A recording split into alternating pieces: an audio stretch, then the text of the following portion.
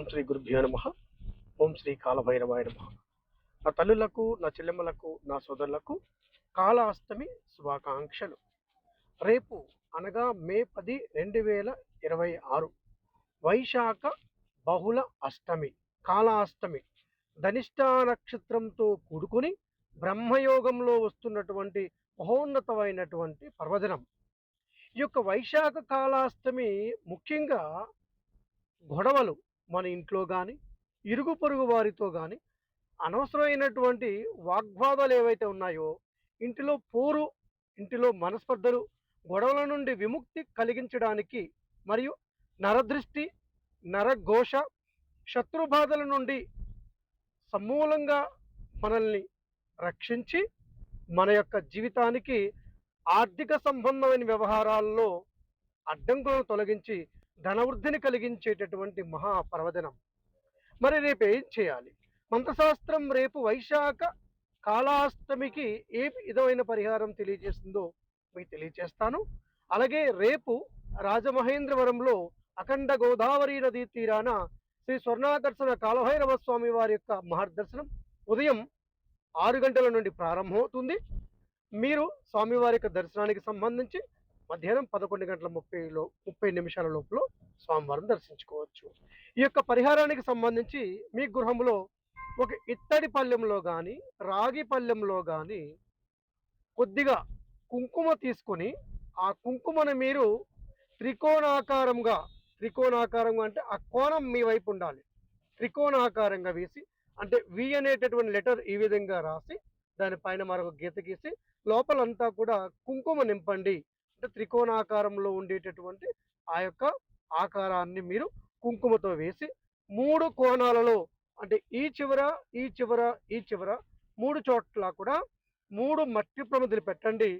ముందుగా ఒక్కొక్క మట్టి ప్రమిద లోపల మీరు ముందుగా కాస్త గంధం కానీ, పసుపు కానీ అలా బొట్టు పెట్టండి. ఆ పైన మరొక 3 ప్రమిదలు పెట్టి ఆ 3 ప్రమిదల పైన 2 వత్తులు ఒకవైపుకు, 2 వత్తులు ఒకవైపుకు, ఇలా ఒక్కొక్క ప్రమిదలో 4 వత్తులు వేయాలి. 2 దీపాలు వెలిగించాలి. అంటే ఒక్కొక్క ప్రమిదలో 4 వత్తులు, 2 జ్యోతులు. అంటే మొత్తం ఈ యొక్క 3 కోణాలలో 3 ప్రమిదలు పెడతారు, 6 జ్యోతులు వెలిగిస్తారు. ఈ దీపాలు వెలిగించేటప్పుడు మీరు ఈ యొక్క స్వామివారి యొక్క మహామంత్రం జపం చేస్తూ ఈ దీపాలు వెలిగించండి.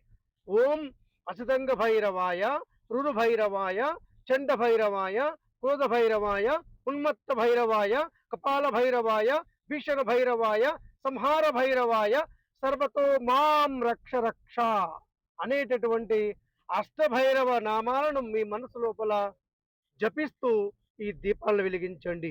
దీపాలు వెలిగించిన తర్వాత మీ గృహంలో ఉండేటటువంటి శ్రీ స్వర్ణాకర్షణ కాలభైరవ స్వామి వారి చిత్రపటానికి మీరు పసుపు పువ్వులతో కానీ, ఎరుపు రంగు పువ్వులతో కానీ, మరి శ్రేష్టమైనటువంటి పువ్వులు మందార పువ్వులతో కానీ ఒక మాలను, ఒక దండం తయారు చేసి అలంకరణ చేసి ఆ దీపాలకు స్వామివారి చిత్రపటానికి కూడా గంధము, పుష్పాలు, అగరబత్తి ధూపము, మరొక ఆవునెయ్యి దీపము నైవేద్యంగా మీరు క్షీరాన్నము పెట్టండి.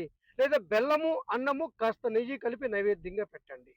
ఇలా నైవేద్యంగా పెట్టి అక్కడ మీరు వటుక భైరవ మంత్రము ఓం హ్రీం వం వటుకాయ ఆపదుద్ధారణాయ కురు వటుకాయ వం హ్రీం ఓం అనేటటువంటి మంత్రము 3 మాలలు జపం చేయండి.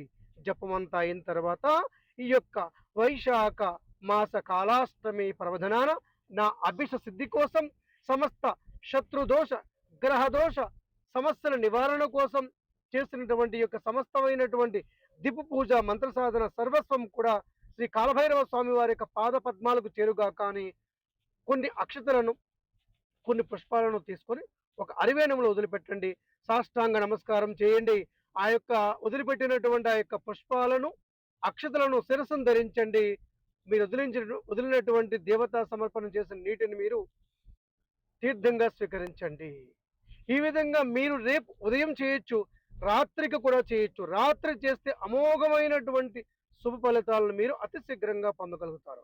కానీ ఈ యొక్క రోజంతా నియమం ఒక్కటే, వీలైనంత వరకు ఒక పూట భోజనం చేయండి.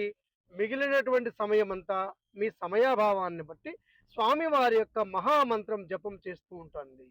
కొంతమంది స్వర్ణాకర్షణ భైరవ మంత్రం జపం చేస్తామంటారు, చెయ్యండి. ఈ యొక్క మంత్రంతో పాటుగా అమ్మవారి మంత్రం మీరు ఏదైనా ప్రత్యక్షంగా పరోక్షంగా మంత్రం జపిస్తున్నట్లయితే ఈ యొక్క కాలాష్టమి అంతా కూడా భగవత్ నామస్మరణ చెయ్యండి. రాత్రికి ఈ యొక్క నామస్మరణ మీ శక్తిని అనుసరించి 10:30, 11 గంటల వరకు చేయండి. శ్రీ కాలభైరవ స్వామి వారి యొక్క సంపూర్ణ అనుగ్రహం చేత సర్వాభీష్టాలను సిద్ధింప చేసుకోండి. మీ అందరికీ మరొకసారి శ్రీ స్వర్ణాకర్షణ కాలభైరవ స్వామి వారి యొక్క సంపూర్ణ ఆశీస్సులు, అలాగే మీరు దీపాలు వెలిగించినటువంటి ఆ యొక్క ప్రమిదలను తర్వాత వచ్చేటటువంటి పూజకు ఉపయోగించుకోవచ్చు. దీపాలు కొండెక్కిన తర్వాత శుభ్రం చేసుకొని భద్రపరచుకోండి. మీరు పూజ చేసిన కుంకుమ ఉంది కదా, ఆ కుంకుమను ఒక చిన్న గాజు సీసాలో భద్రపరచుకోండి. రోజు ఆ కుంకుమను మీరు బయటికి వెళ్ళేటప్పుడు నుదుట ధరించండి. మీ గృహంలో అందరూ కూడా ఈ కుంకుమ ధరించండి. అంటే మీరు వాడేటప్పుడు మంచి కుంకుమ వాడండి. కొద్దిగా పచ్చకర్పూరము, జవ్వాదు కలిపినటువంటి కుంకుమను మీ పూజకు ఉపయోగించండి. మీ అందరికీ కూడా శ్రీ స్వర్ణాకర్షణ కాలభైరవ స్వామి వారి యొక్క సంపూర్ణ ఆశీస్సులు. శుభం భవతు.